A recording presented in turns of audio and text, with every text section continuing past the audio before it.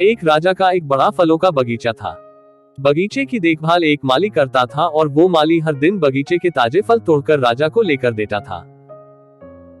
एक दिन माली ने पेड़ों पर देखा कि नारियल, अनार, अमरूद और अंगूर आदि पक कर तैयार हैं। माली सोचने लगा कि आज कौन सा फल महाराज को अर्पित करूं। उसे लगा कि आज राजा को अंगूर अर्पित करने चाहिए। उसने अंगूरों की टोकरी भर ली और राजा को देने राजमहल चला। माली जब राजमहल में पहुंचा तो देखा महाराज कुछ नाराज लग रहे थे। किसान ने रोज की तरह अंगूरों की टोकरी राजा के सामने रख दी और थोड़ी दूरी पर बैठ गया। अब राजा बेख्याली में टोकरी में से अंगूर उठाता, एक खाता और एक खींचकर माली के माथे पर निशाना साध कर फेंक देता।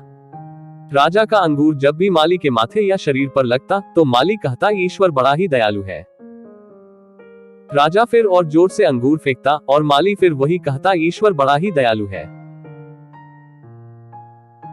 थोड़ी देर बाद जब राजा को एहसास हुआ कि वो क्या कर रहा है और प्रत्युत्तर क्या आ रहा है, तो वो संभल कर बैठा और फिर माली से कहा, मैं तुम्हें बार बार अंगूर मार रहा हूँ और ये अंगूर तुम्हें लग भी रहे हैं, पर फिर भी तुम बार बार क्यों कह रहे हो कि ईश्वर बड़ा ही दयालु है।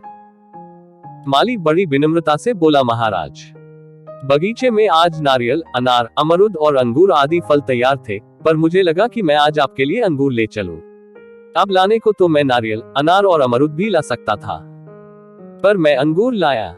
यदि अंगूर की जगह नारियल, अनार या अमरूद ले आता तो आज मेरा हाल क्या होता।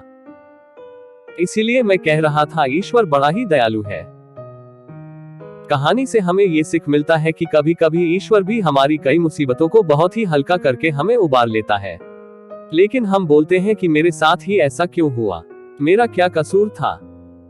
इसलिए कहा गया है कि ईश्वर जो भी करते हैं वो अच्छा ही करते हैं। जो भी होता है अच्छे के लिए होता है। आज के बाद कभी मन में ये ख्याल आए कि मेरे साथ बुरा क्यों हुआ, तो जरा सोचना कि कहीं ईश्वर आपकी बड़ी मुसीबत को टालने के लिए आपको एक छोटी सी तकलीफ तो नहीं दे रहे।